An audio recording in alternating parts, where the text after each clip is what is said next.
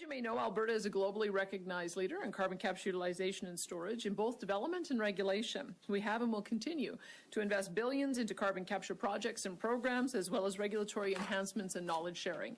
And Alberta is busy proving that CCUS works at scale with the potential to become a powerful tool for building carbon neutral economies. This technology is important because we're working to phase out emissions. We are not phasing out energy production. In fact, all reasonable forecasts show that Alberta is set to remain a leader in energy production and carbon capture utilization and storage for decades. Our oil and gas sector is primed for success in the industries of the future, and our government understands the importance of innovation, of research, and of Alberta's entrepreneurial spirit. We're doing the work to show the world that CCUS is an important part of the solution. That's why I'm proud to announce the Alberta Carbon Capture Incentive Program, or ACIP. This new program will further support Alberta's position as a world leader in CCUS technology, while also helping major industries in the province cut emissions and grow the economy. It's been modeled after our highly successful Alberta Petrochemical Incentive Program and will provide a grant of 12% for new eligible capital costs in order to help industries reduce their emissions by incorporating CCUS into their operations. Alberta's ACIP tax credit will build on the federal government's carbon capture utilization and storage investment tax credit. And I think it's important to note that a portion of the funding for ACIP will be accessed from the Technology, Innovation and Emissions Reduction Fund, which is the TIER fund, which is fully funded by industry payments for greenhouse gas emissions.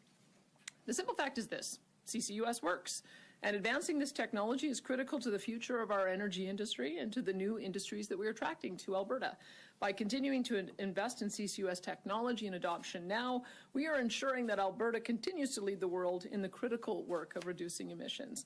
We are committed to doing our part to create practical solutions to the global emissions problem, but we also want to ensure the world understands that the words Alberta and energy will continue to be linked for generations. Using CCUS, we can proudly say we've already safely sequestered and effectively stored over 11.5 million tons of CO2.